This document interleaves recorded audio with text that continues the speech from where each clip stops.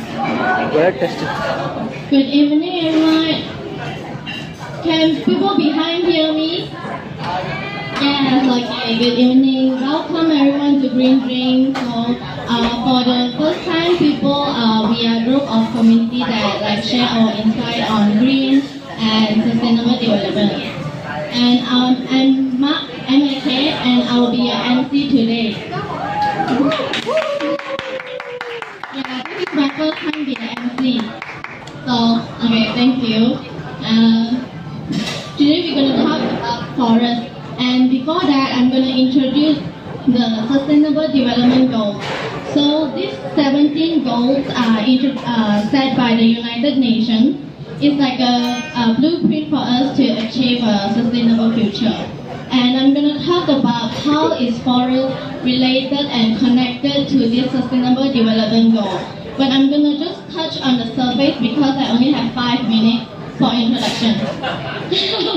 Yeah. So for the first one, poverty. So surprisingly, actually forests supply approximately 30% of the household income based on the 24 developing countries, and of course it's from tropical and subtropical countries from Latin America, Asia and Sub-Saharan Africa. So this data was done by 33 PhD students. Yeah. And the second is climate, of course. This is very obvious. Forests help us to store and capture the carbon dioxide, which stabilize the atmosphere. And also very obvious, medical plants. And forests help us to clean the water for drinking purpose and irrigation. And also hunger, very obvious also, nourishment from the wild fruits and game. And land, which we're going to talk about more of this HDD today by 3 of our speakers, biodiversity. Because land is like a shelter for most of the organisms. And what is the hidden ways of deforestation? Everyone knows deforestation. So like it's when forests catch fire. So hidden ways of deforestation undermines SDG. So health, of course, is going to cause a respiratory illness due to the forest fire, and then increase the vulnerability to extreme weather, and hunger, of course, because it can cause loss in rainfall, and crop pollinators, because bees, bird, and bat, they are the major pollinators for the forest. So without them, will be less biodiversity of the plants in the forest, and of course, life below water. So anyone know what is the relationship between the forest with the water? Anyone? Okay, so actually forest, it is, as I said just now, forest can store carbon dioxide. So when there's no forest, carbon dioxide cannot be stored. And where does it go? Carbon dioxide will dissolve into the water. And when carbon dioxide dissolves in water, it can cause acidification. You know, like simple chemical, CO2 plus H2O equals to HCO3 plus H plus. So hydrogen ion can cause acidity in the water body, which can cause the inhibition of the growth of most of the organisms inside the water. And of course, infrastructure. When there is no roots of the plant that can capture the soil or the sand, it will get loose. So when it gets loose, it can cause landslide and also floods. And energy, and as I said just now, when there's does anyone know how water dams work? So water dams work when water flows, it has got motion, so it can generate electricity. But when there's no forest, nothing can hold the soil or the sand, so sedimentation can occur, which will slow down the water flow. And when the water flow is slow, there's less electricity. So actually this happened in somewhere near Haiti. So from 1990 to 2010, the country had reduced the electricity consumption by 50 because of this problem. And also the function of the forest, of course they have a lot, from the production service to culture to regulating and supporting service. Yeah, so this will be my part. I hope not more than 5 minutes. Yeah. Okay, thank you. we will let the moderator, Bernard. Thank you very much, Mai, for the sweet presentation. Hello, everyone. Hello, everyone. Hello. How's everyone doing? Have you eaten? Yes, at least a drink. Okay. My purpose here on the stage is to tell a short story of my experience when I went to Europe 2 years ago. Of course, this may sound weird, but bear with me. So, I'm on a budget trip to Europe, and of course, as a tourist, I want to explore the place. So, there's this interesting activity called free walking tour. Those that have been to Europe, I believe, you would have heard of this before. So, it's basically a tour that is conducted by volunteers. It could be a community staying at that particular area, and they are happily and willingly share the location and the beauty of the place. So anyone that is interested can just hop into the tour, join the tour, and the tour guide will take them around the place with no charge. But of course, at the end of the tour guide will ask if you are happy with what you have learned, you are happy for the knowledge that you have attained, you can feel free to donate a little so that I can sustain my interest in volunteering to bring everyone in my hometown. So it links back to Green Drinks. We are a community of volunteers. It consists of myself, Mai, the speaker just now, our Jeffrey, Simpson, Bernard, and a few other volunteers. So we all volunteered our time and our commitment to organize this event. And not to forget our beloved speakers. Those are our friends and our connections. They also volunteered their time to share their knowledge here today. So, something like the free walking tour story that I mentioned, we would like to advocate the same spirit. If you find that you learn something new and you like what the speaker has shared with you and you love what we do, you can always donate a little to us. And don't be afraid, we are not going to use this money for ourselves, but it's going to be shared back to the speakers.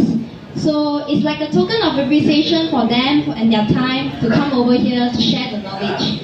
So we'll pass this around after the session finish. Feel free to donate any amount that you like. Okay? Thank you so much for your time.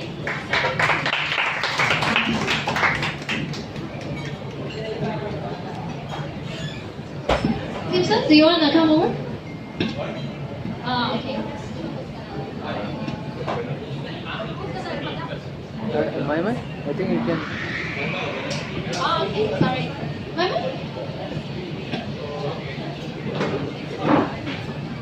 Well, it's a bit weird because I'm the speaker and I'm doing the MCing also. Hello, very good evening to everyone. Thank you for coming. Give yourself a big round of applause, especially after your heavy work and a lot of things. Louder, please. Give yourself a big round of applause for coming here. My name is Bernard Eng. I'm the kind of person who started Green Drinks, restart Green Drinks KL back. This is our 5th time running these Green Drinks, and this time is called Connecting Back with Nature. This topic is not by us, but we did the sessions together. It is from you all. You all wanted this topic.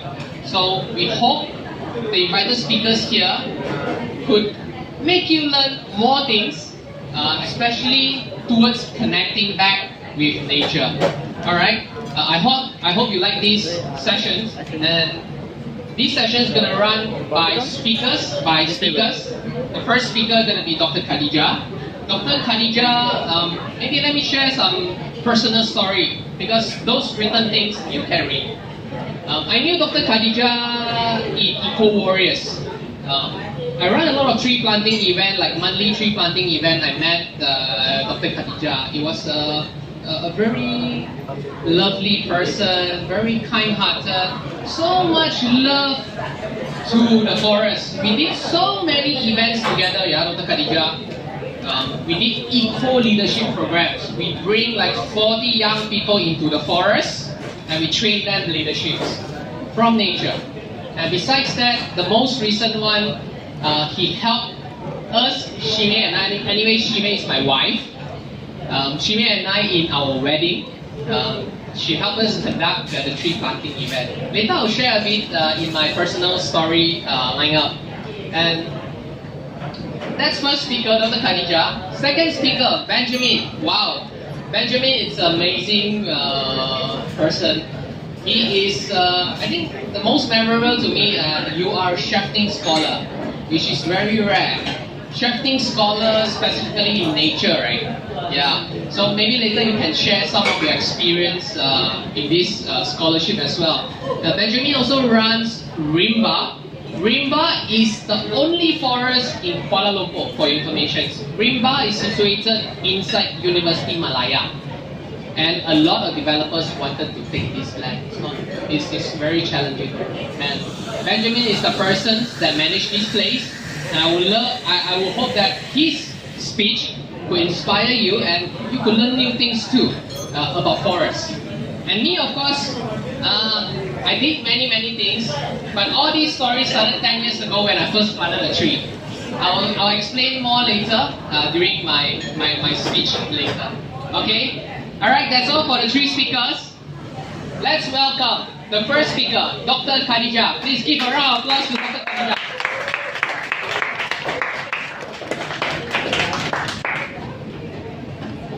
Make way.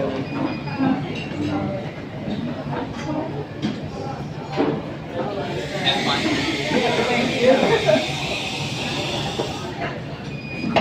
Oh, it's okay, it's okay. Thank you so much.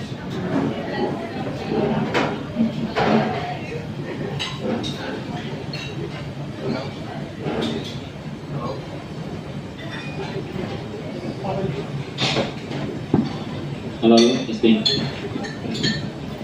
Thank you so much, and thank you for the time. Well, it's for the academic background. I'm a botanist. My specialty, in fact, taxonomy of fern, and I'm doing my study. I'm doing revision of Bernard Eng, one of the example of it. I make a collection throughout, I could say, Asia. And then after that, I need to do identification for the fern that I collected. Throughout this study, it's very interesting because I need to collect sample by my own. I need to go to climb a mountain, to go different places, meet with many type of people and many kind of races, which are very interesting for me. Well, me myself, I'm not Malaysian. I'm Indonesian by the nationality. But my mother was from Kedah. And I often have very beautiful feeling towards the culture and towards the ethnic.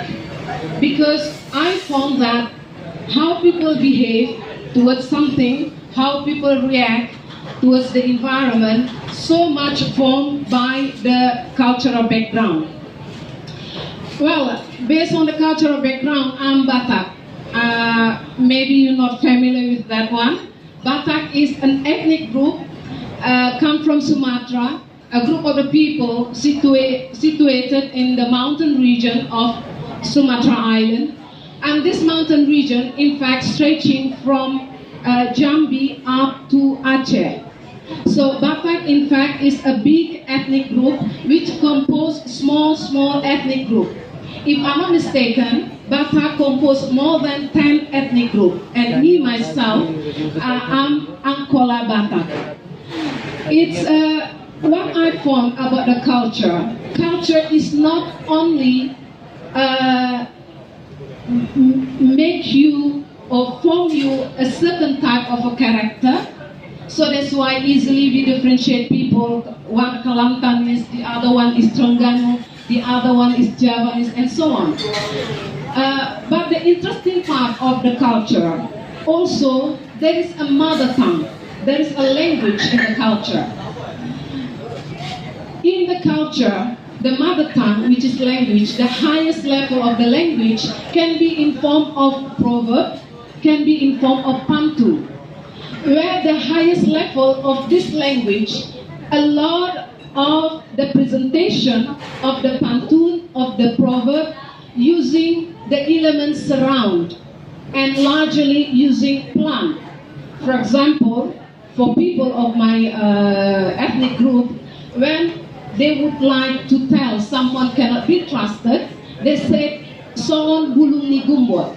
Songon means as if, bulung is leaf, gumbot is local name of one fig species, and fig species, this one is, the botanical name is Ficus grassula rioides.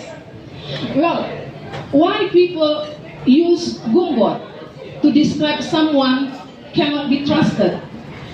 When you see the character of the leaf of gumbot, the front surface of gumbot, the texture is shiny, the complexion is smooth, and the color is very beautiful green. When you see the other part of the leaf, the texture is rough, the color is amazingly pale. You cannot group it into whether it is white, whether it is green, whether it is yellow, whether it is brown, and also hairy. So there are two phases of leaf which anything different to the other. Another example that I could use also, there is a proverb in Malay. For example, melentur bulu biarlah dari rebungnya, for example. So the language not only may describe something precisely, and I found also in any language you are. My husband is French. The last visit of me, we discussed along with my mother-in-law using proverb and so on. They also use plant. Largely, I don't know why, proverb, pantun using plant. It's a big question to me why they use this element, why they did not use animal, for example. They still use, but largely plant. So this high level of presentation in language, using pantun or using proverb, here is not only give the character, but also present the botanical term, which is rebung. Rebung is not exist in any language except Malay. It's not exist in English, it's not exist in Batak language, it's not exist in any language, but could describe precisely what part of rebung is. In English, they just call it sprout, but anything can be sprout, not rebung. So this is the powerful part of plant. So this is one of my interests in knowing culture. The other interest on knowing culture background is that in the culture there is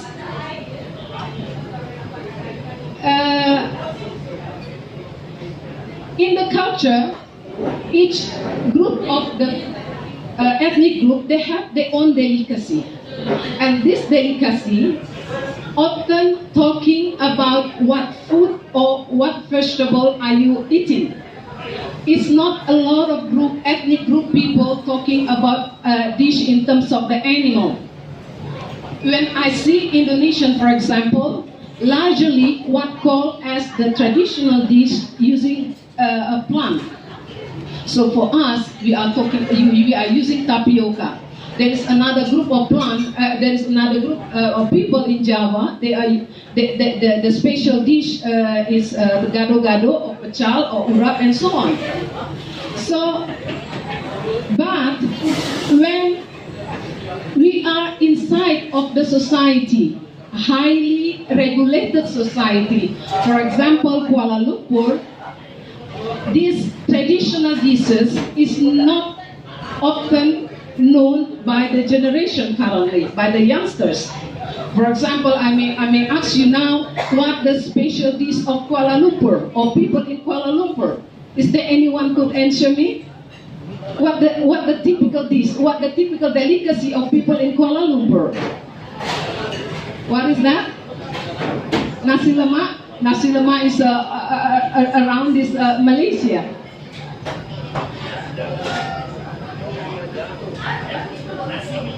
Nasi minyak is from my mother hometown, from Kedah. Okay, well, this silence, for me, there are two possibilities. Whether people in Kuala Lumpur, or whether Kuala Lumpur lost already the delicacy of them, or in this case, it might possible that there is never exist the delicacy in Kuala Lumpur, or there is but already disappear. So how it is possible, or what the link of the cultural background to the plant conservation? For me, it's very strong relationship, because when you still have your language, your mother tongue language, when you still eat your traditional delicacy, more or less you know what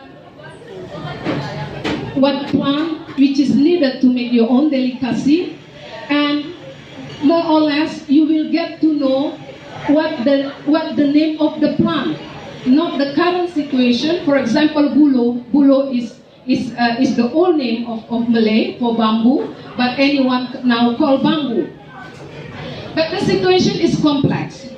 When in most regulated society, as in Kuala Lumpur, we not only lost our mother tongue, we not only lost our culture, we also lost our greenery. We also lost the culture. In this case, we lost the culture in knowing the plant. Most of the plant in Kuala Lumpur, or most of the plant in a big city within this region, so Southeast Asia particularly, most of them are not from our region. They are exotic plants. So the tree, for example, rain tree, we thought it is from us. No, rain tree from tropical America. Mahogany, we thought is from us. No, mahogany is from Cuba. So, if we would like to conserve our greenery, there are two possibilities for me to see. That is, keep your culture, and you need to live in the culture itself. When see the plant, please see the plant with three objectives. See the plant for the purpose of knowing the plant. See the plant for the purpose of differentiating the plant. See the plant for the purpose of identification.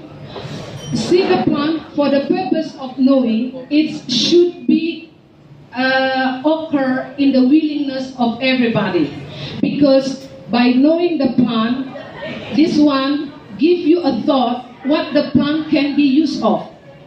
Can be for greenery, can be for housing, can be for food, can be for medicine, and so on. So try to have the courage of knowing the plant. This is the basic one, and I think it should be compulsory for everybody. It's a starting point of conservation. Then after that, when you see the plant, please make it another step of it for the purpose of differentiating of the plant, by knowing the character, by knowing the form of the leaf, by knowing of the color, by knowing of the shape of the flower, by understanding why one flower have a long tube and funnel or something like that. By understanding these things, it's only enrich you, because you enrich your own vocabulary. You enrich your understanding how this plant may interact with other organisms around you. And the last thing is for the identification. Identification is the highest intelligence of people in knowing plant, because this one involves of understanding, knowing the character, and ability to share how to understand the plant, how to know the plant, how to recognize the plant. This one needs a lot of time, needs a lot of example, and be patient for that one. For the people who are able to identify the plant, not only a botanist, because throughout the experience, throughout the history, most of the known botanists, they have a background not from botanical subject. So botanist is certainly not a kind of rocket science. For me, as a botanist, I see botanist as a social science, because botany is understanding of the form and see the form to the character. So I really hope to all of you to have these three encouragement to yourself, which is starting as simple as knowing your own culture, knowing that something around you, and just simply have a look and observe. Observation is a starting for you to know plant, is starting for you to adopt the plant. That's all from me. Thank you very much.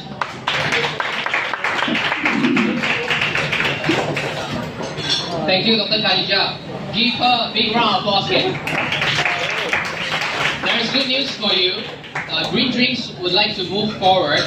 We would like to make not just talk, we would like to make into experiential learning.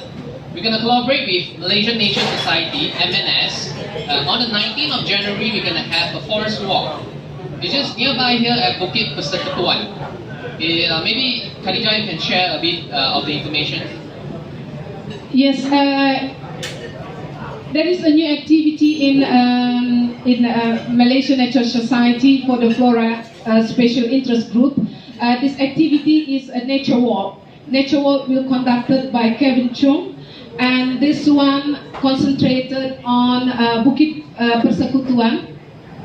So every month we have a guided walk on Bukit Persekutuan, and we also intended to make a plot of a forest dynamic observation. So Kevin later on will create a plot, research plot, and this research plot will follow CTFS research plot, one of the institute under Smithsonian Institute. So I was working with CTFS before, and I'm the one also who create the plot for CTFS. So we will share the activity later on. I will share the experience, how to conduct and how to establish the plot. But meanwhile, please join the walk. The walk is very, the walk is very, how to say it, is very handy, is very communicative, and Kevin, very nice person. Usually he bring examples. For example, when it is told about kembang semangko, he will bring kembang semangko, he show it how it called kembang semangko, and so on. We are very happy and we are very welcome for you to join the walk later on. Thank you. Thank you very much, Dr. Khadijah. Anyway, there are one thing that I always remember Dr. Khadijah is, whenever we go to the forest, she is like a walking dictionary. She will know these plants, what species, what family, all the things, and what benefit, this and that. A lot to learn from the botanists. And we hope you could join this event. It's our first collaboration with them, and we hope to see more, to bring more city people connect back with nature. Alright? Okay. Without further ado, let's welcome the second speaker, Mr. Benjamin. Give him a big round of applause. Benjamin.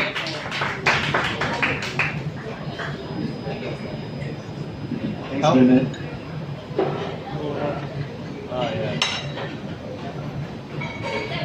Okay, just make sure, okay, I shouldn't stand so close to the... Make sure that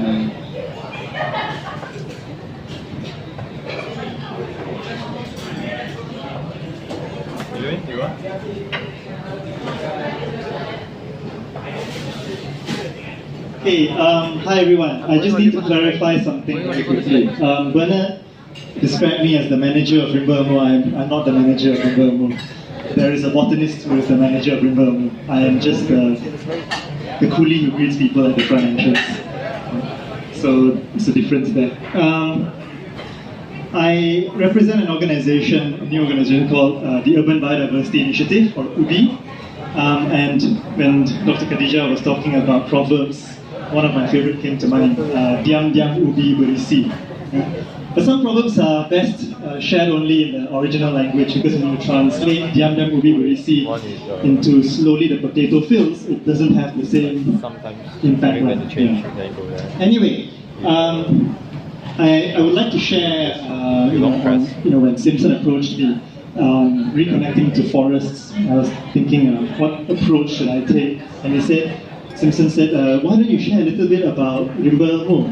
So I'll do that for you.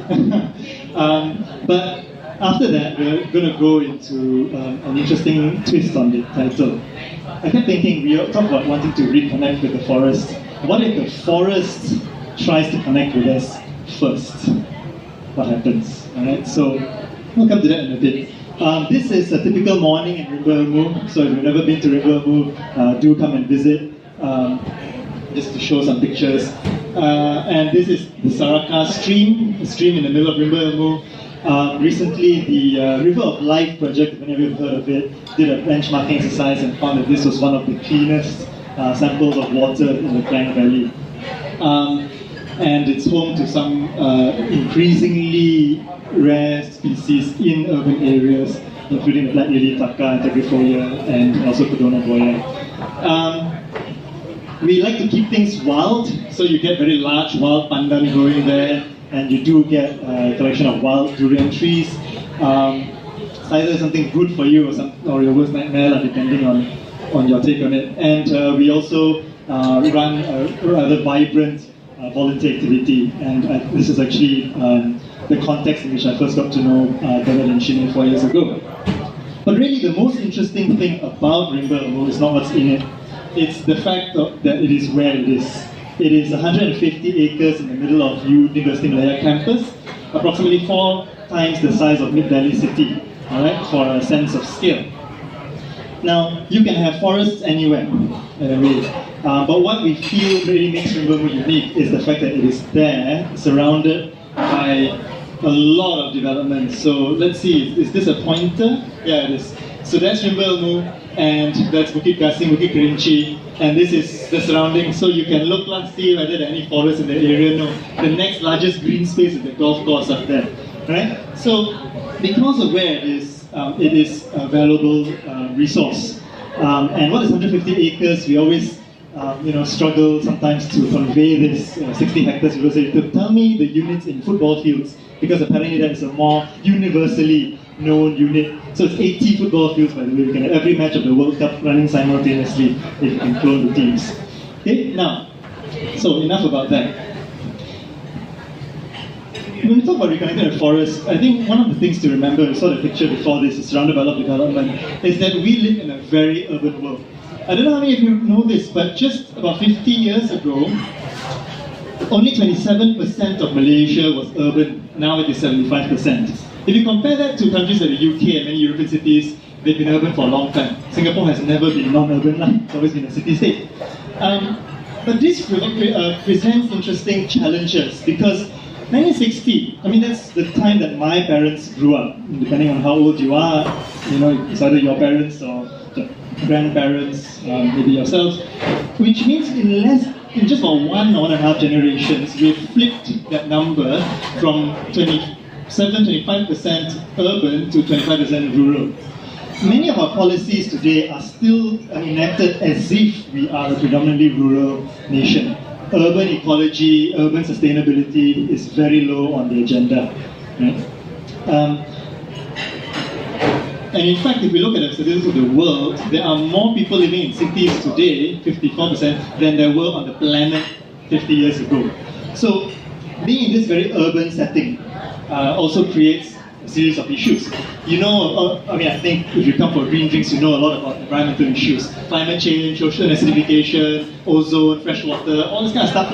Right? And this is a diagram of planetary boundaries. So this green circle here is where we should be. As you can see, some of the things like climate change we've overshot, nitrogen overshot, but biodiversity loss is by and far the worst, and declining. And a lot of this is because of the fact that we are overpopulated in the world. The world is not meant to support 7 billion people living life as if we were 7 times 7 billion people and using that amount of resources. So a lot of it is tied into the size, the sheer size of the human population as it is today. So some of our richest habitats are forests, and it makes sense that protecting forests will help us to stem some of these things like climate. I think I shared some of this earlier. It makes sense then to say that we need to reconnect with forests because, before you can save a forest, you've got to know a forest, you've got to care about it. But what is a forest? I think we all have this idea in our head. Okay, you know what a forest is. Ah, that one. Okay, right? Say forest, this image probably pops into your mind. But I would like to challenge this assumption by saying that the forest is actually a construct. It's actually a figment of our imagination in the sense that, Khadijah talked about it, social science, and taking it a deep end of social science, right? It's a social construct. There's nothing that is a label that says forest. We just think that a place with enough trees, which are tall enough, which is green enough, is a forest, right? And some things are not labeled forests, but are they forests? If I were to show you this image, this map of the Klang Valley, and I were to ask you, where are the forests? You would probably point to these very obvious green pockets and islands, and that's Rimba down there, right? And you wouldn't be wrong, because yes, these are forests, but are forests limited to these dark green patches, or do they transcend the boundaries that are clear on the map? I like to think of, and you've all had your dinner, so egg yolk not so appealing anymore, right? Fried egg. But I like to say that we have a rather egg yolk mentality. We see the obvious, and we like the obvious to sit within obvious boundaries. But I'd like to challenge it and say that nature and the forest is actually a lot more porous than we make it out to be. Now let me ask you, run a simple exercise here. So what is this? Elephant, okay. The rest of you quiet, never saw before lah. Huh? This one over here? Huh? Chimpanzee? No. Come louder, don't be shy. Orangutan. I say monkey. No, orangutan. Okay, good. This one? Athlesia. Great, everyone knows. This one? Susah, huh? Bird. Huh? Large-tailed nightjar. Alright? This one? Butterfly and flower. That one 5-year-old also can say. What have we learned between 5 and where we are now? Nothing. No, but the point is, the smaller the animals get, and the more common they are, the less we know them. Doesn't that strike you as strange? These are some of the most common urban species of butterfly and flower. By the way, coat buttons and Tony Foster. And yet, 99 out of 100, not 100 out of 100 people you ask won't know what they are. This one, on the other hand, 99% of people have never seen it live before, but everybody knows what it is. Mysterious, huh? So that's why we need to reconnect lah. But chances are, if you reconnect with the forest in the obvious places, you will see this. You will see this maybe. You will never see this. And yet this is down to your doorstep. So when we start to actually look at wildlife and nature around us in the city, we find that they are in strange places. You can find all sorts of butterflies, dragonflies in what we would call a longkang or a drain. This is another question for another day, the difference between the longkang and the sungai. That one we can debate until 12 midnight tonight. You will find that oxidation ponds, which people would dilarang masuk, toxic, bahaya, all that kind of stuff, can be home to waterbirds, yellow-billed stork. Now you know I took the photo those of you who live nearby. And your very garden, your very backyard can be home to some fantastic animal drama. In National Geographic, you come and film it in your backyard, Spiders devouring grasshoppers and so on. Not far go to Africa and Kenya and all that, and lions in your backyard. So the truth is that wildlife is all around us, albeit small and possibly things you have seen before, but you never know the name. Maybe things that even you actively, take efforts to keep out of your house. But we see them as intruders. This is an app by the Ministry of Housing and Local Government. It's called iKepo. Now they changed the name to iTegur. I think someone didn't like Kepo. Why not?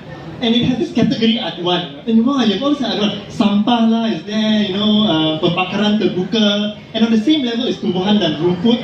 and also serangga, something like that.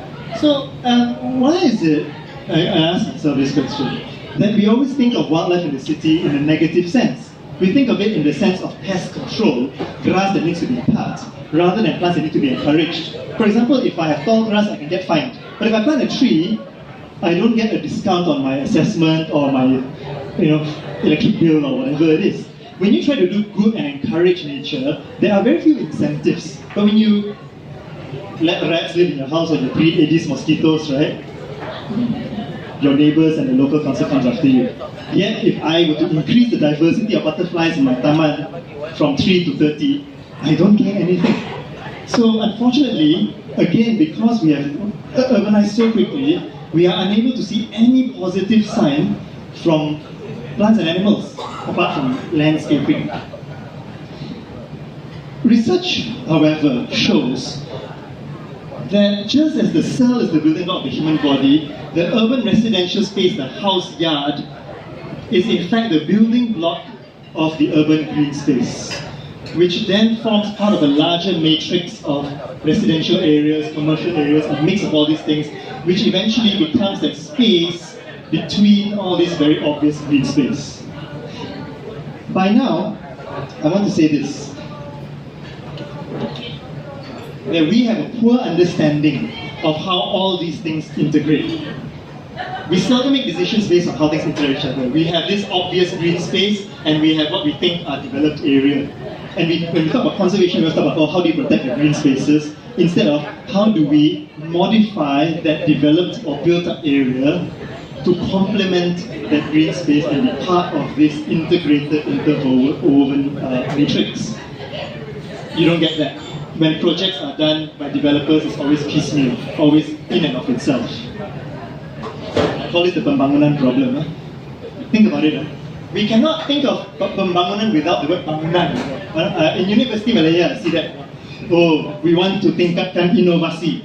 We must build Wisma Inovasi. We want to have creativity. We must build pusat creativity, menara kreatif. It's always tied into some kind of building. Why can't we just put a mat out in the padang and sit there and brainstorm and come up with ideas? Can be more creative, Someone know aircon as well. All of you sustainable people here, right? So we have this problem in the city where if people were to look at this space, 9 out of 10 people you ask will say, this is underdeveloped land. It is currently not playing any role, not giving us any benefit. And that's because we see benefit only through the eyes of economic benefit, direct monetary resources, and so on. And this is not a forest either, it's a random patch. People will say Beluka, they will say Semak, they will say whatever, scrub. Right? But of course, you are all very educated people, so you know that this one helps you to mitigate flood because it absorbs water. You know that this helps to control heat, for instance. You know that this is home for biodiversity. You know that without this, the only animal that will live is the rat and the crow. We know that, right? So we need to push, right, for people to look at these spaces and not blanketly say that unless we build a building here, it has no use. We have this problem. You go back and you think about it and you go to the workplace and ask whether it's true. It is true. So, coming back to this map, we tend to think of encroachment as this is the virgin forest, and here we are making the forest non-virgin. Yeah, we're encroaching and cutting into the city.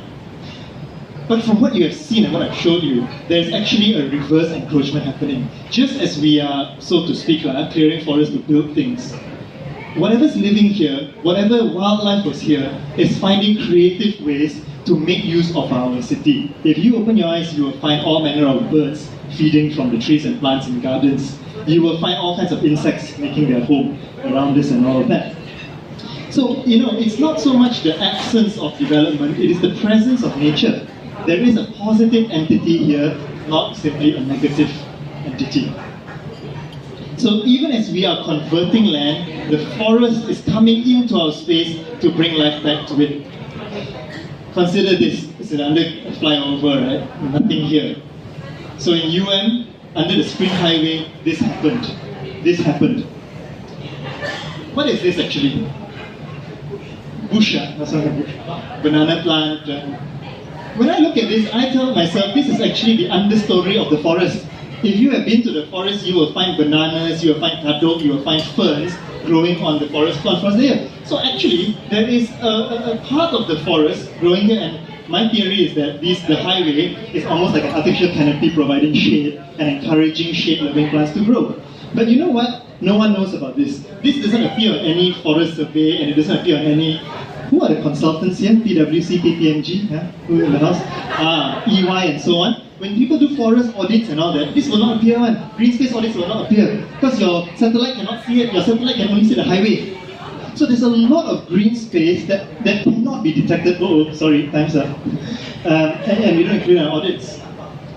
So the forest is reconnecting with us. Are we prepared and willing to receive it, or are we afraid that this will happen? You know, first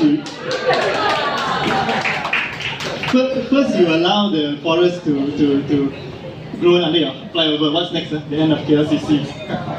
I'm just going to go quickly show an image. You know, this is Oxford, Lady Margaret Hall. And traditionally we've always thought of lawns as neat places, but they've gone one step ahead to think of this as a wildflower meadow. This is in Scotland, and you get wildflowers growing by the roadside. You even get wild plants growing in the river, because all of this helps to slow the flow of water, prevent flooding, and so on. Here, when we have a plain river and these random things growing, we treat it with some measure of hostility. You know, we think this is good because we are unable to see the benefit that this greenery brings to us. We look at this and we think it's not neat tak kemas, but that's because we tak faham the hutan aspect of this. So reconnecting with forest is as simple as looking at how nature behaves like a mini forest in our neighborhoods. There's a heron. Without all this greenery, you cannot get wildlife and birds and all that. The IUCN, National Union for Conservation of Nature, said the wildest and remotest places on Earth will be protected only if people care about nature where they live. I know my time is up, but I'm just going to show very quickly a bit of going back to the past. This year I had the opportunity to go back to my old school, my primary school, on a rather significant day, last year. But I always think, we talk about change. I think perhaps one of the things that is most challenging for us to change is to change how we perceive nature as it occurs down on our doorstep around us in the urban environment. School field, this was old photos from 20 years ago. Got some butterflies. Today, not much of the greenery remains, but if you look close, you get all this, we call them weeds. We like to call them weeds, but that's because we don't understand the ecology sometimes. They are a food source. They do support insects, which are the building block of all of the rest of wildlife in the forest. So some of the works that we put out, if you want to know more about the work we do, some publications. And this is the drain from my house. I wanted to see it. It looks small in a drain, but if you were an insect, this might as well be a tree. So really, it's all about a sense of scale and about understanding that. Right. So I'll just end with this poem, and you can read it, and I'll pass the time back to Bernard.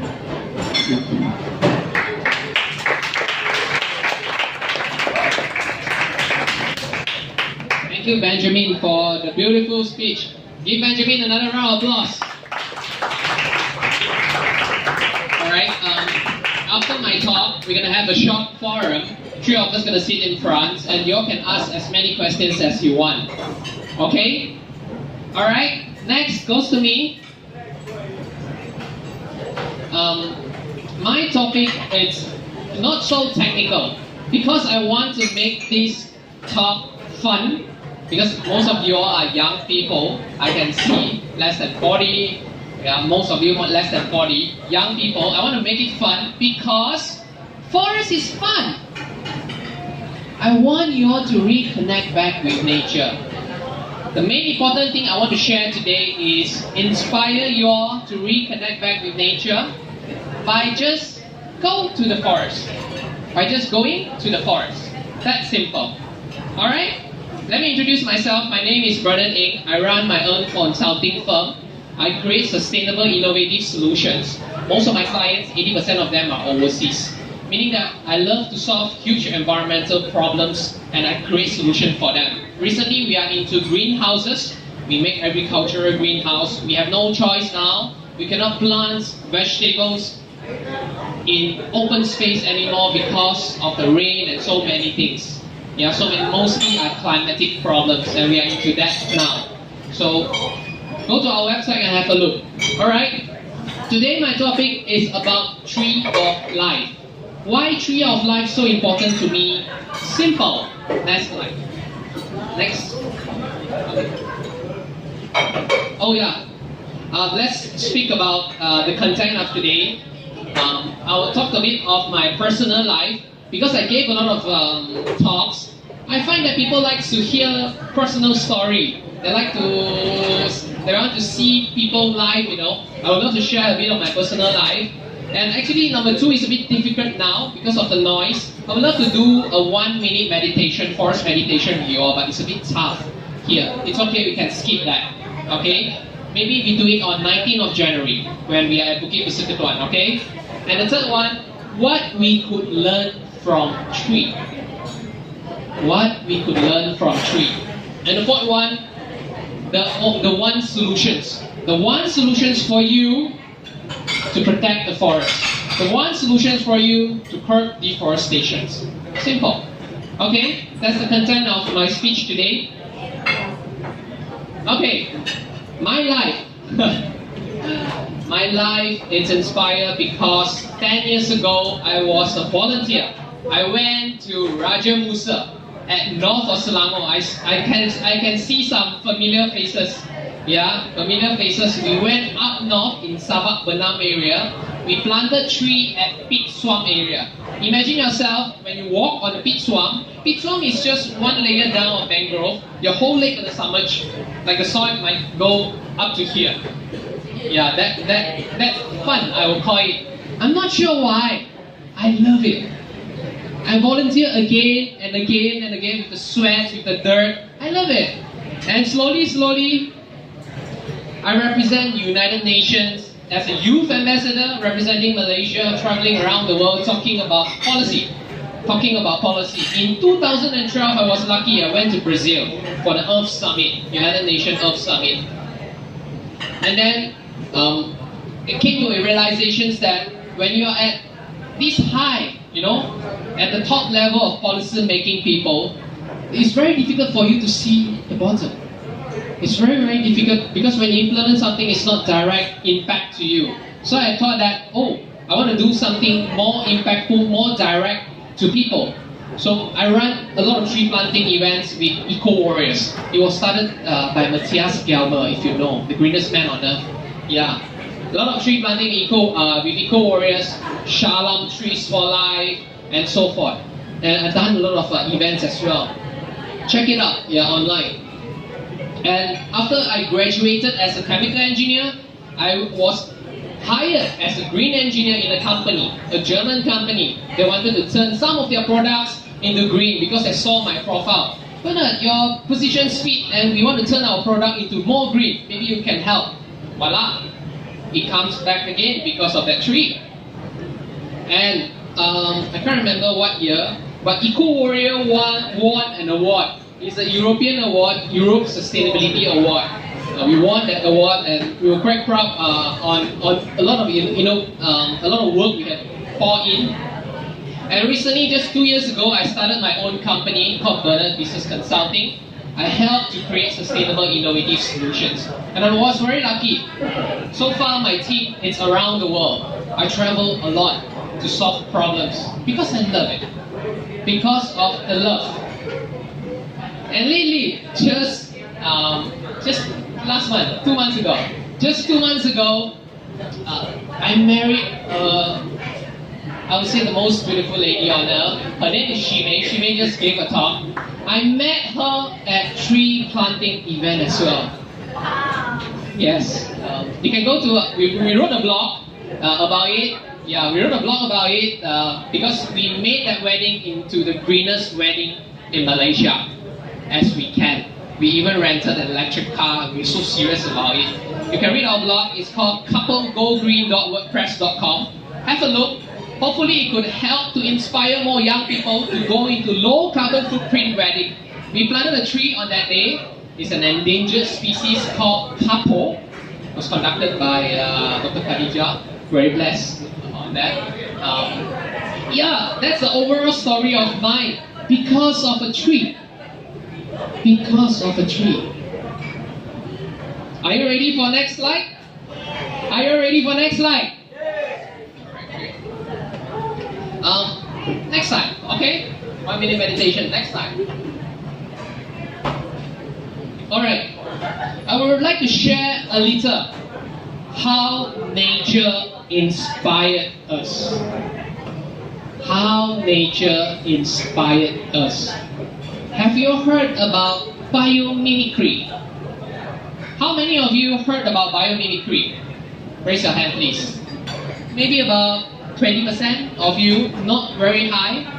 Just for your information, everything we do in our life are inspired by nature, including your business and your life, because that is law of nature. That is how things works.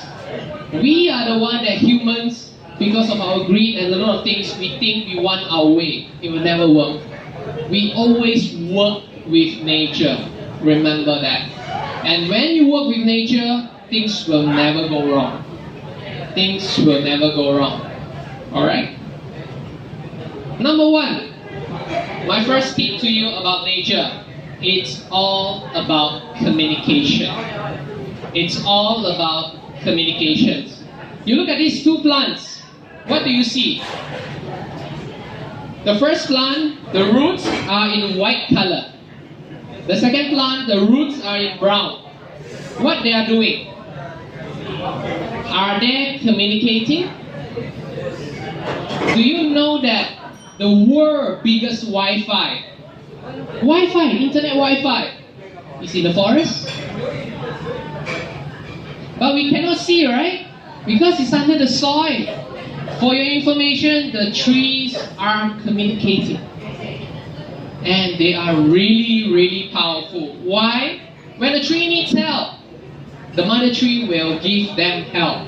They will give them nutrients. When the trees needs help, like mutual help, for instance, this tree needs some nitrogen. There are some nitrogen fixations, bacteria that could help this plant. Both of them are different, but they are helping each other. So what do we learn here as a human? Do we do that?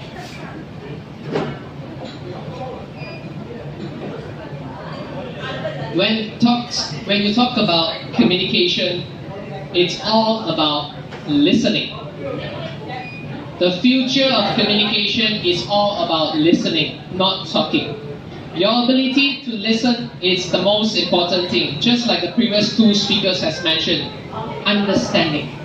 You need to first listen to the nature, understand the nature. That is very important for you to move on. To move on to next steps, to help the nature, or more importantly, to help yourself. That is very, very important. And of course, when you talk about listening, it's not just on Facebook, on the social web, Instagram, and you name it, but with the people around you. The purpose of Green Drinks is an informal networking place. We want all the greenies, the green people, at least you have some interest in it, to communicate, to talk. And I have to be frank to you, some of my business come from Green Drinks. It helps. A lot of good things that I've done here, it comes back. That is nature. That is the power of nature. Next, my tip to you about nature, number 2, is everything in nature is always moving.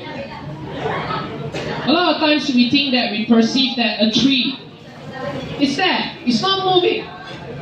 But for information, the tree is moving. How it moves? By growing. Every leaf it grows, every roots it goes deeper to collect the soil, and many other things as well. They are growing. And the most inspiring thing for me of a tree is they are very resilient. They can withstand a hot climate like in the desert. In the desert of nowhere, you see a big tree. Isn't that amazing? That reflects back to us again. We humans can do it too.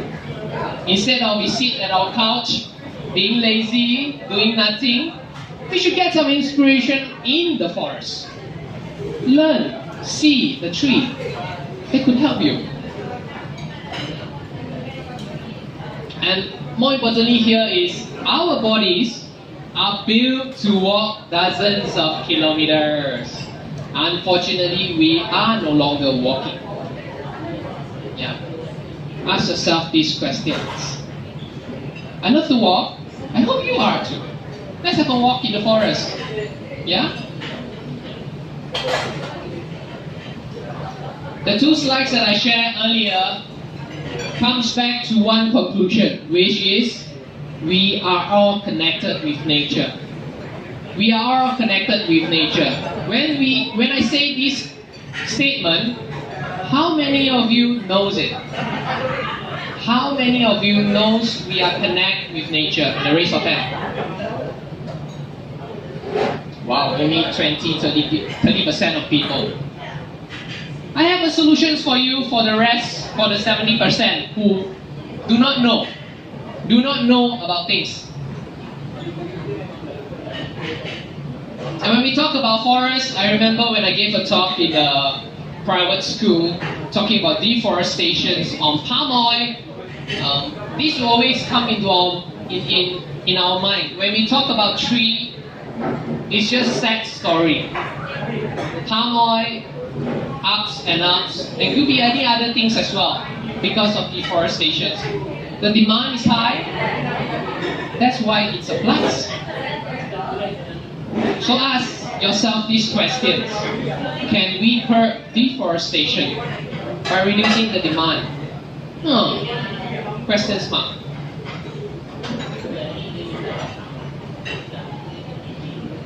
These solutions is very simple.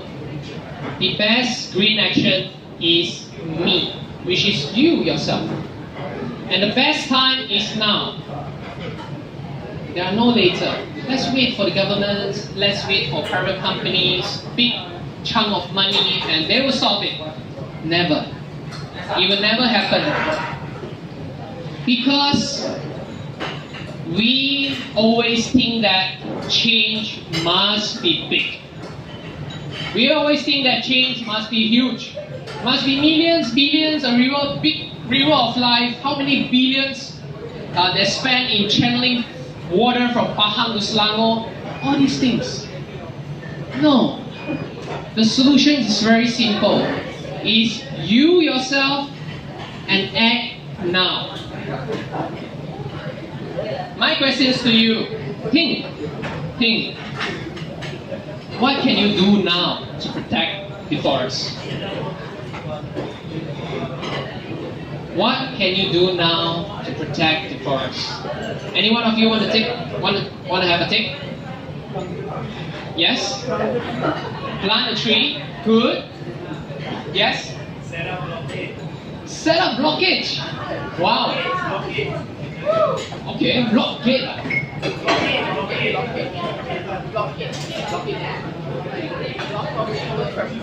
Wow, okay, just like the cases in the Orang Asli. Okay, interesting, yes?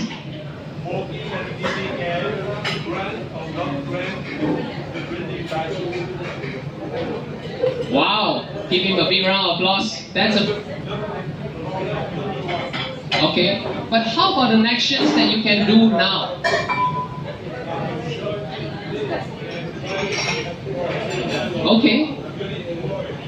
Okay, thank you, yes. Less plastics. How less plastics can help deforestation?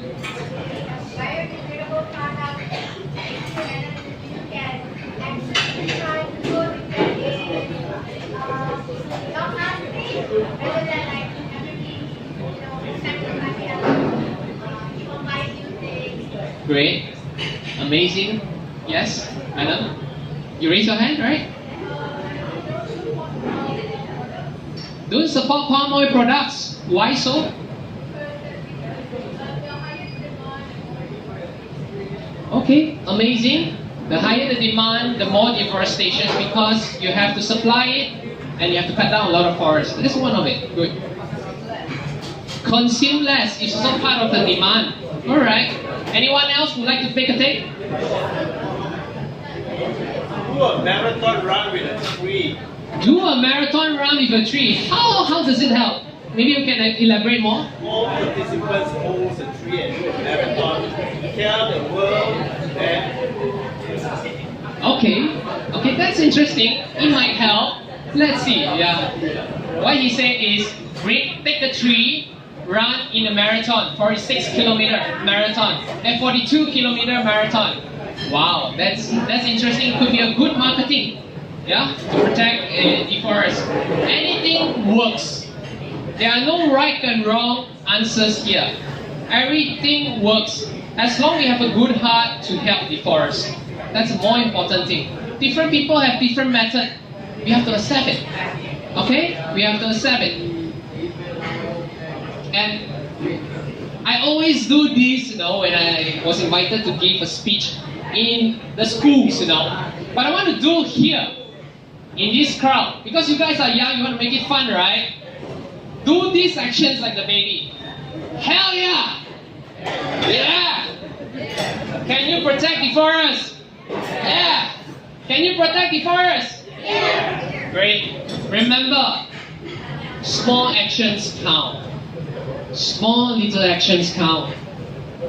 And this Malay proverb, all of you heard before? Sikit-sikit, lama-lama jadi bukit. A simple actions like reducing your usage of tissue. It's a small actions, but it counts. Yeah?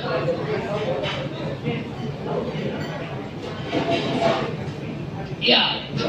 When you talk about me, when you talk about now, and this solution is more direct. Because me and now, I'm not so sure, right?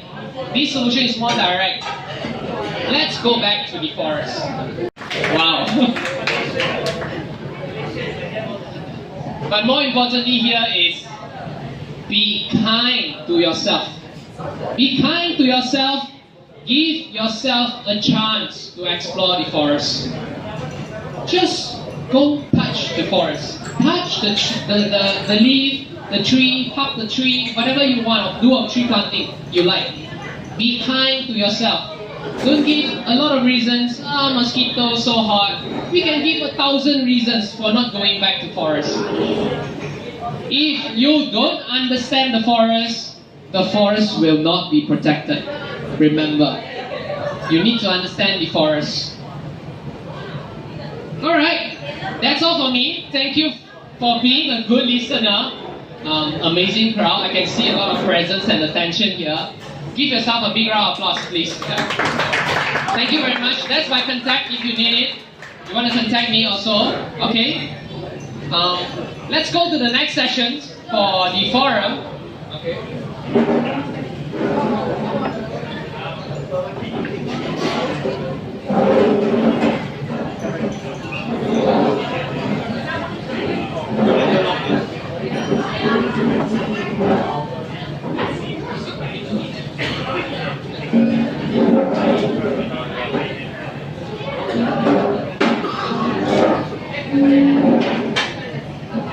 Seems like having a nice question.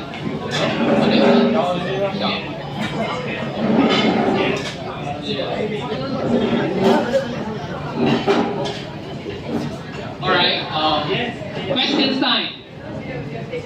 There are no mic for you, so just shout.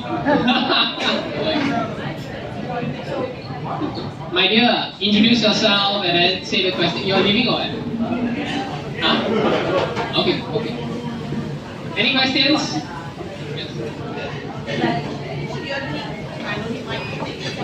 Bernard, can you, when they ask a question, can you actually repeat it and then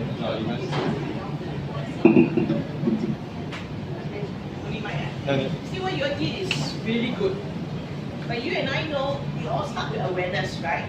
And with the new generation, from the young ones, we should teach them. That is how we actually want to protect Mother Earth future. The young ones. teach them to protect forests when they are young. That's the basic awareness. So why don't you all look into teaching this about protecting forests and all sustainability in the school? Yeah, talk about that. Going around government school, make it a syllabus in the school.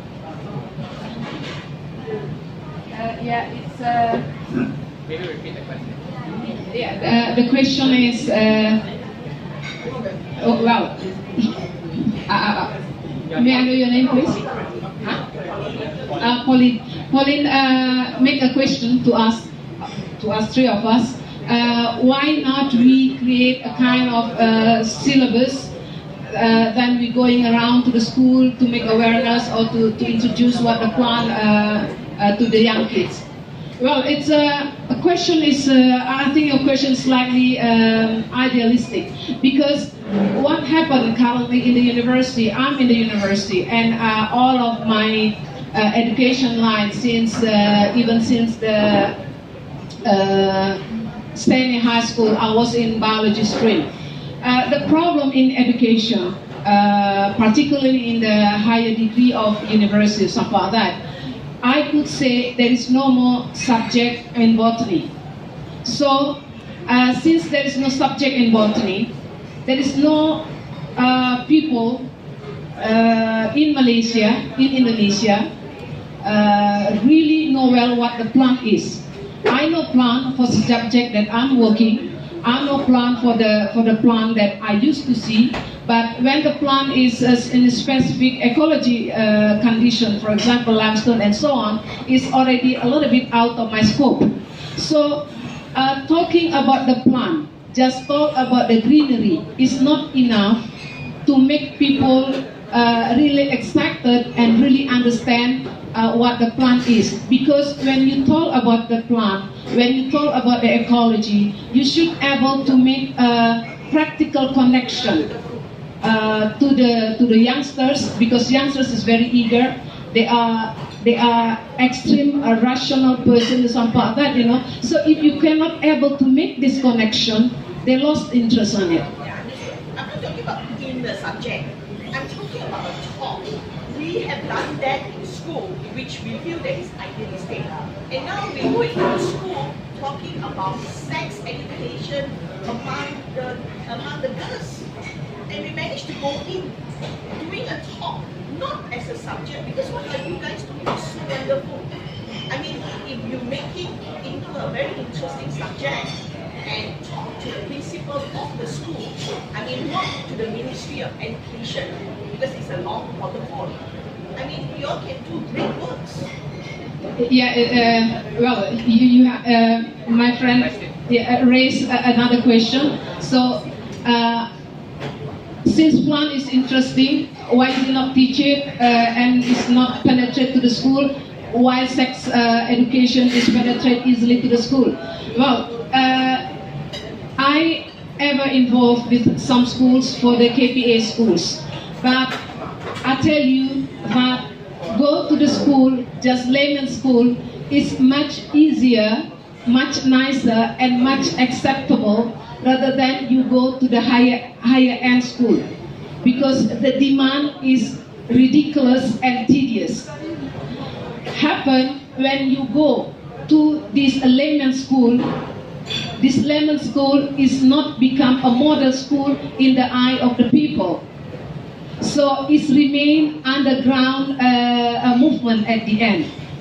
So this is the society of us, because we are so much trained in a kind of materialistic idea. So you go to the layman school, you accept it very well, they understand very well, but these people is not seen in a media and in a big scope. That's another aspect, I guess. So because I go to a few different schools, and frankly speaking, I should say I really in depth and I really in love to the layman school. They are really sincere and they are really understand the topic, because they are still in that place. They are still use the plant as a part of their toy and a part of their enjoyment of daily activity. But this one is become a kind of imaginative and imaginary part for the high-end school. Probably can be added.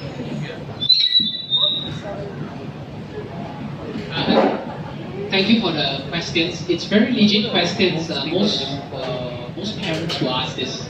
Okay, I'll answer this question in two aspects. One aspect is the children aspect. Another aspect is the parents aspect.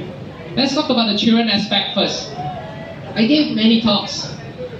Similar like this. I love to inspire people. I don't know why. This purpose comes into me, and I have these life missions inside me that I want to inspire a lot of people. I want to inspire more people to go green. It came into me, and that's why I gave a lot of talks as a public speaker. And let me share with you some case studies and experience in schools. I personally think that children are the smartest people on earth. You know why adults not smart? Because they have their mind, they have this barrier, this and that, mosquito, just like I mentioned, this and that. Oh, cannot do. When children, you tell them what to do, they just do it. And they find it so helpful for them.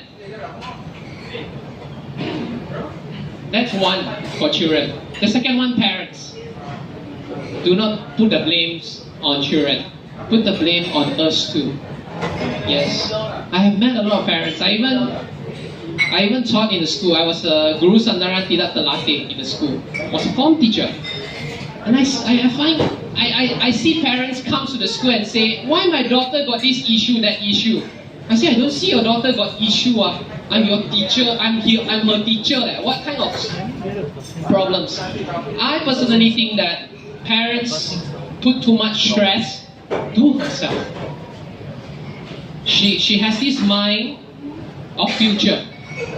They're thinking too much. I want my daughter or my son to be so and so. Must be full flat, all A's.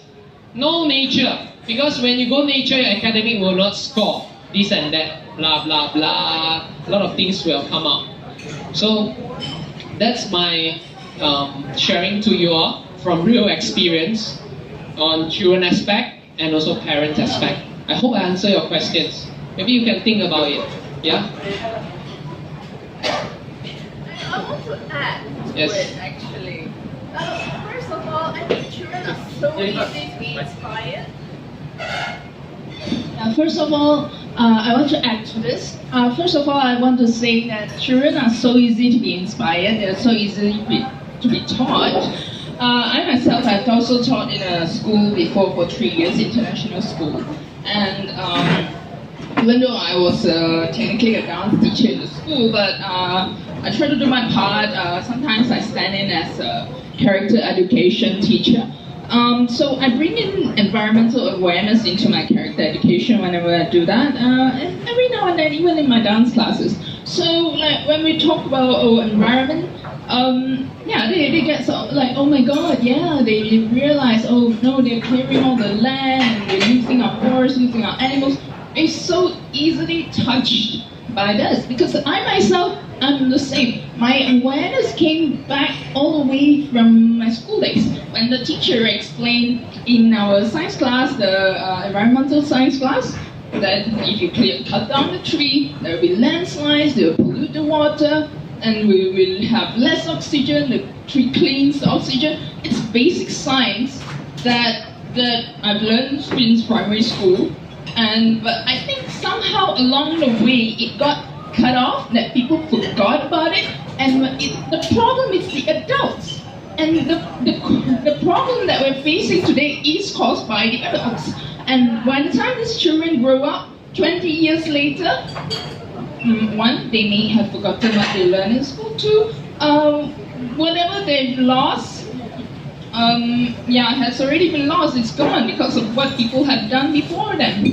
And because of there's a system running, like Bernard say, the demands of parents for them to become that, and the demands of adults on themselves to become so successful, the greed, the money. So this is a running system that we have to, while we inspire children, it still has to be in adults. That's why I personally decided that Okay, children are so easy to deal with, but I think we need to deal with the adults back here. Oh, that's my part of the sharing. Thank you. Thank you, Jennifer. All right, next question. Yes, next question, please. All right, good. I was thinking if I can share more about. Sure, come, please. Yes. Sure, come, please. So my name is Wan Tin. Thanks for coming forward. Give her a big round of applause. I was just going to answer Molly and Jennifer's question. I'm actually starting a company doing what you just wanted next month. I mean, in March. Yes, I'm in education. I also teach special children before. And never come across adult, they want to mind children's mind. So we never actually thought about how creative children are, but we always look for adult solutions. But nobody actually look into children, how they can solve problems, especially world's problems. And they were like, they're just children, and they just say simple stuff. But we don't really care about what they think. So in fact, in March, I'm going to start a company which we will do focus on homeschooling. They still have to go to school, but it's more like after. And we'll put all these aspects together, like world's problem, and let them actually solve it in their own way. And we focus more on soft skills. So probably you might be interested, and we have Si En from Teach for Malaysia as well today. So maybe we can move around about that today. Yeah. Thank you very much. Thank you. And also, actually, there are such school already in Malaysia. It's called Waldorf, if you've heard before. It's a German-based system that you can bring your children there to learn about education. But this education is inspired by nature. Waldorf, it's called Waldorf. Maybe you can have a look on that. Any more questions? Wow, okay. Yes. I'm Faisal. So basically, it's like when we talk about reconnecting forests, we talk about saving the forests. At the same time, like some of the people are suggesting approaches. I think there is right and wrong, but there's no right and wrong, but there's actually like a greenwashing aspect of it and actual practice of it. If we are just take for example, if we're saying like this is where I think it's common when we talk about we need to say ban or like say no to pop up. The question is like when we kind of say that, how do we practice it? If we still enjoy our char kway teow, it's like at the mama stall, you're still consuming palm oil products. If you still enjoy the condensed milk, you're still consuming palm oil. So it's like, so there are things that we say it's like just because it's the key word, it doesn't mean that you know what it is. So it's good to look at this in a more holistic way, because we have to evaluate what in our life is and how we approach it. We can't just go on the bandwagon and do this all greenwashing and say that yes, we are great because I say no to this. But do you actually practice it? And I think this is the key in terms of understanding reconnecting back. Is one thing is practice, because it's like we might actually take the sound bites and execute it, but we need to practice it ourselves. And I think that's where I guess it's like the question is like when it comes to actual practice, how do we really educate people? Because that is the difference between just giving something and then people think just get and follow a bandwagon rather than actually practicing and see how we can actually change with it.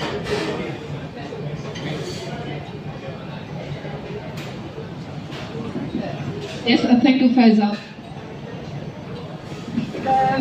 For me, well, I'm so much concerned for my background academically. I'm a botanist.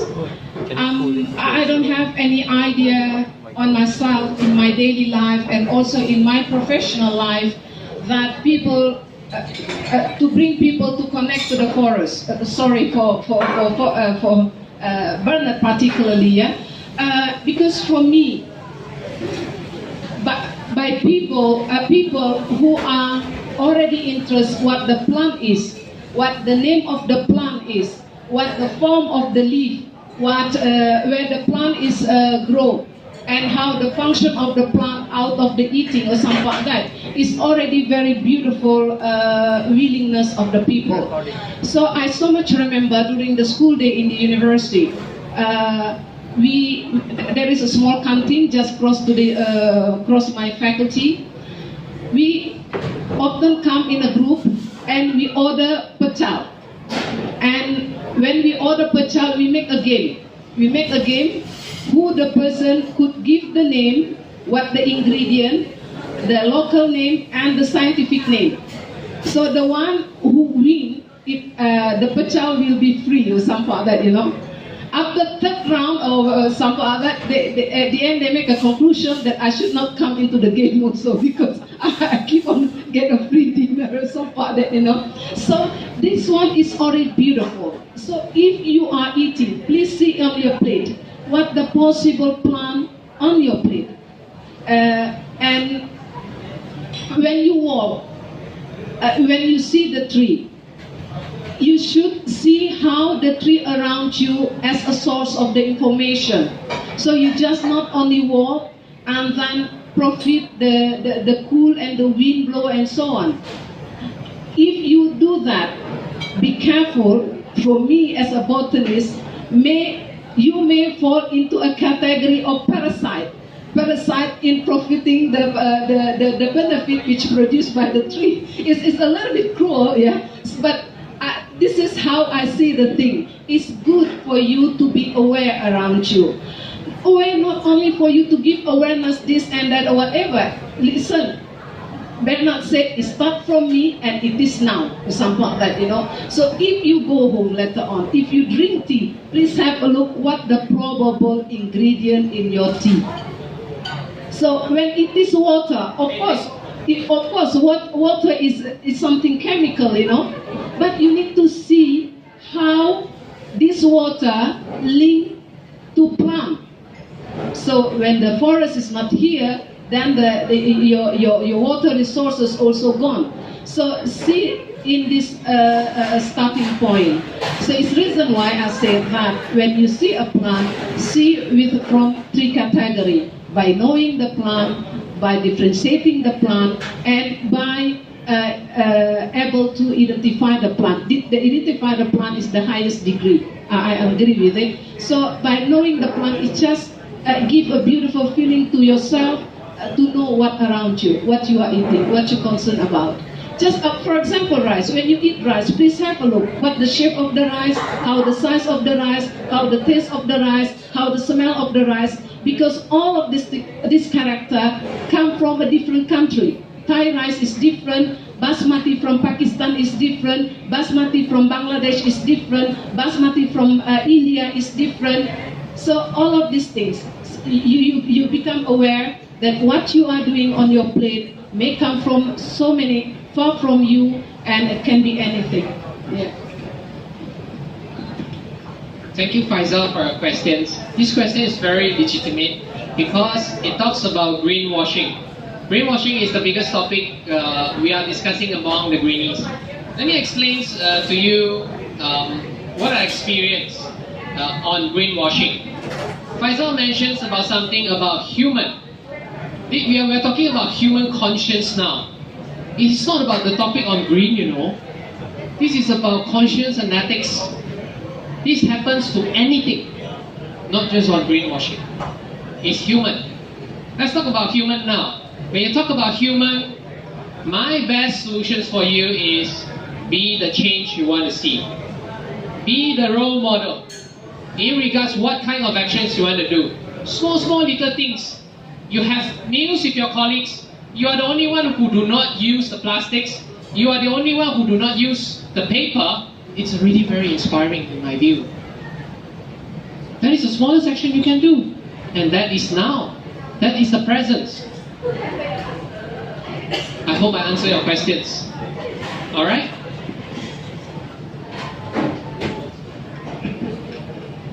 Faisal, I just wanted to address the point on palm oil.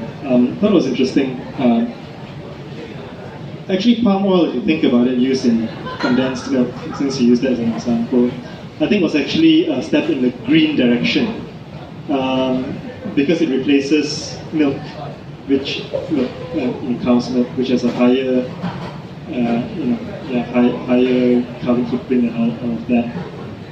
So I don't know, that thought just crossed my mind, So what's the next step? A creamerless world, or something like that. People do point out that it's a highly political issue, right? And that it's largely a lot of, soybean farmers trying to protect their businesses in the West. Palm oil does have a much higher yield per hectare than a lot of those other oils. And I think when we talk about environmentalism, a lot of times we neglect the political aspect of it. Stronger countries taking advantage of weaker countries. And I think beyond the slogans and beyond the feel-good factor, there is this very real issue to deal with. When we go up and negotiate with stronger countries in other side of the world, do we put our foot down and say, look, you are trying to pin the blame on these things, but what's the real reason you're doing it? Is it because you want to maintain your economic dominance? So I think these are the issues that often don't get talked about. In ecology, we have this strong reflection on the colonial aspect. For example, why do we want grass to be cut? It's only because in Western Europe in the 18th century, neatly cut grass was seen to be something that was associated with aristocrats and the wealthy and kings and royalty and all that. So we end up wanting to copy that kind of way of living. And in many ways we have to reflect on what are the things we've inherited. If you look closely at it, a lot of the naturalists in Malaysia, and I don't want to name names here, but a lot of the people who laid the foundation for the study of botany in this country were actually complicit in the conversion of land from forest to agriculture. And there's a large company whose initials begins with S and D. That was co-founded by one of these families. And it's not such a pretty picture, if we look back at that. So I don't know how to feel as an ecologist by training when I think about how these great names, this Sir of this or this Lord of that, and the founding fathers of botany and zoology in this country were also the people that compromised and destroyed it. I don't know how to feel about that. So I'm not answering anything. It's just, I'm sharing my thoughts based on what you mentioned. Thank you. Anyone want to add on? No? Yes? Yes. You have a comment? I just had a question. Yes, come on.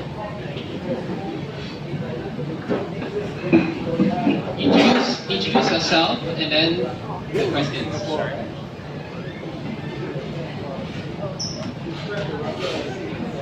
Hi, my name is Dian and I'm from Teach from Malaysia, for some of you who heard of it. Basically I have one question directed to Bernard and one question for Benjamin. So for Bernard is that I briefly read up your website before coming. So yes, I agree that I think you're doing a great work. But just now at the very beginning of your slide, you mentioned that 80% were done overseas, as in overseas. And I think hearing that sort of just gets me into thinking, what does that say about the remaining 20%? So as in about those, are they like local projects, for instance? And I guess what do you have to comment about it? Does that say about something alarming about our country, that only 20% are only looking for such green innovating? Or actually it's a good demonstration that it used to be, let's say, 0.5% now that it's growing? So yeah, I think we'll appreciate your comment and insight on that. And for Benjamin, I also briefly read out, sounds like a stalker. I just read up because the speaker profile posted up, okay?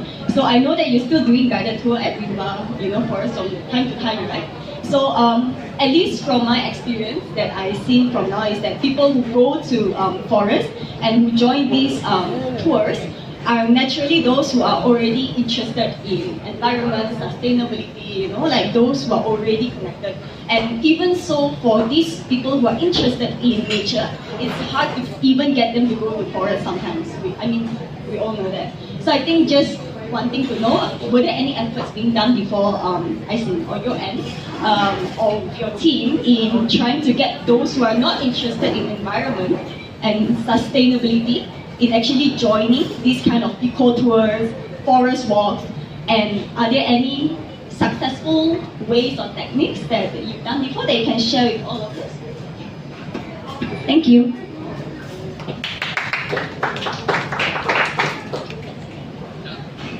Thank you, Zian, for the questions. Let me answer you these questions carefully. I don't want to hurt Malaysian feeling.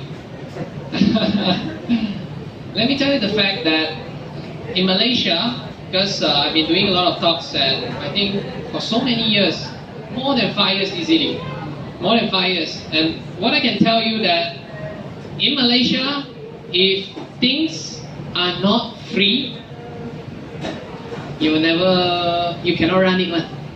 Nobody will come. If I charge you 30 ringgit to come to Green Drinks, do you think you will come? It's the culture.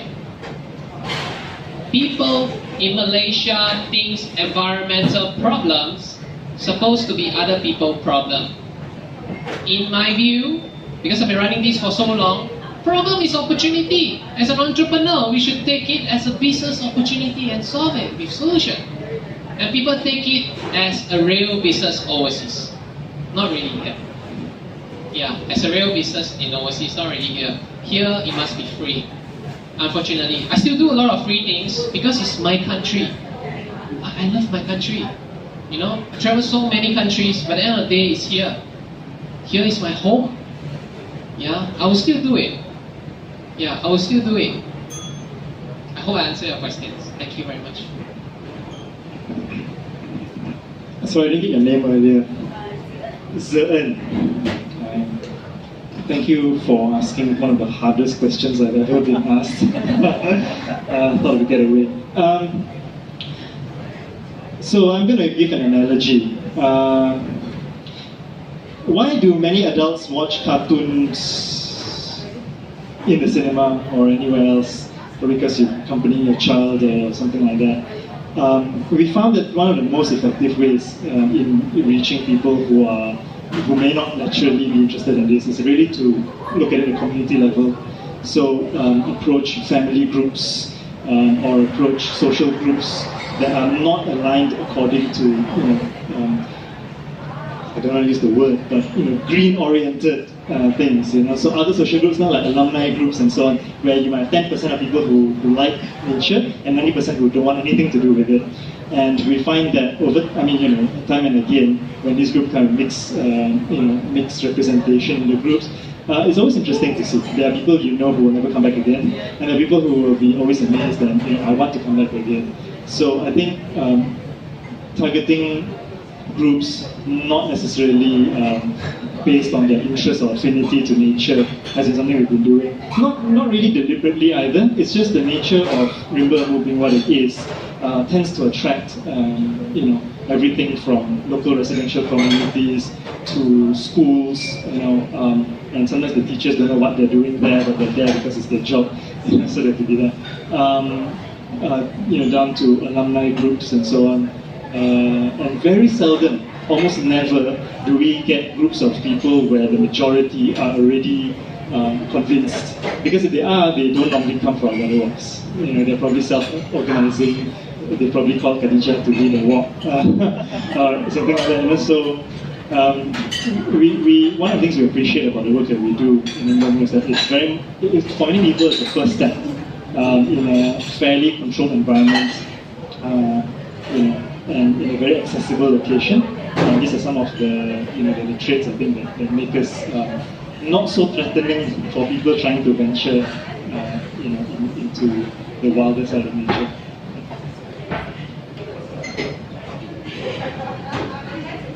Alright, any more questions? If no questions, maybe we can end here. Yeah, thank you for coming, everyone. We'd like to end these green drinks, and we would love you to continue network because it's supposed to be an informal meeting. Mama, you want to take over? Oh, okay. I'll pass the floor to my mind. Thank you very much. Give yourself a big round of applause.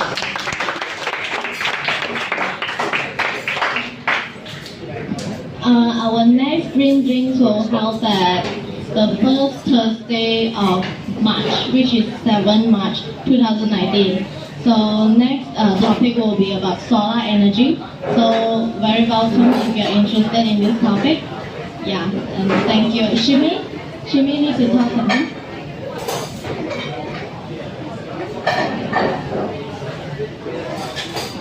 Hello, it's me again. I think you will remember me and associate it with this. So feel free to donate if you would like to. I will not make it any awkward, I'll just put it here. You can come if you want to donate. Thank you so much. And last but not least, can we have a group photo for memory? Stay where you are and we will take the photo from here.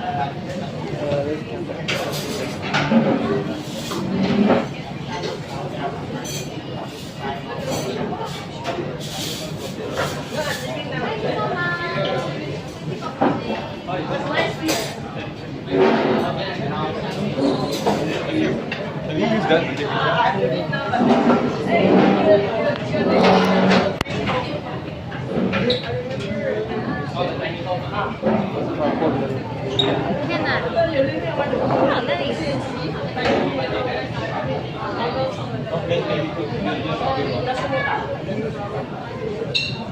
So they're trying to recognize.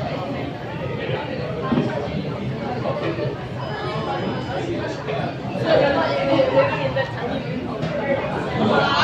I thought you were living in the tiny room. Just stay wherever you are and just take a picture. That's it.